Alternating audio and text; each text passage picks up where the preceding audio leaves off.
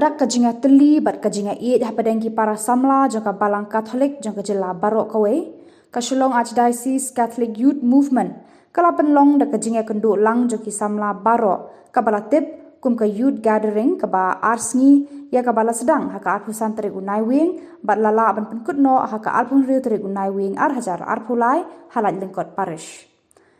Haka sngi sedang juga ni kajinga kynduh lang juga Samla Katholik haka arpusan tarik Naiwieng lawan benpli perda da Bah Gavin Mylliem MLA ke Sora haka jinga don lang Bishop Willbert Marweiñ juga Nongstoin Diocese Father Richard Majau ibaderu I Vicar General jongka Shillong Archdiocese Father Kyrshan Kharpuri Parish Priest jongka Laitlyngkot Parish bat kawei deki bahalor. Haka ni kasni la pensyongkun bat penipu ipeng ya kani kajinga kynduh lang da kijing syat penrai bat kijing ruai na kisabla na keleng ki parish beper kabala penkemen ya kinong saki haka ni kasni pli.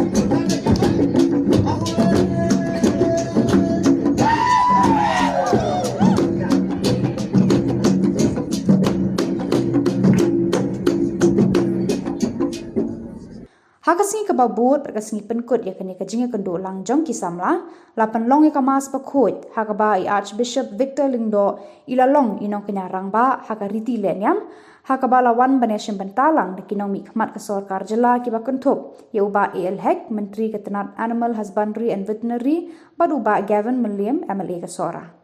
Na kaliang kinong yalang jaga Sacym kila penpau ya kajing sngongo bar kajing kerku ki bala yo ha kini ki arsngi na kajing ai mensi bar kajing dan lang ha kani kasngi daka NERYC North Eastern Regional Youth Catholic bar ka kunhon ka ba kuntup ya Reverend Father John Barman MS FS Regional Youth Director Sister Wansuk Lengdo MS MHC RYLA bar ihun lang Magdalene ibadai I Regional ICYM President. Hakani ka singi penkut jang kani ka jingelang na kaliang Reverend Father John Barman ulakan tuwi ki Samla bagi day ban pen KM ya ka jinglong Samla ban pen klain ya ka jingmut jing perkhat ban lait na ka jingyat bakla kham tam bangi em hakani ka juk ka bamenta ka badap tang de ki jing sneu bat ki jing e.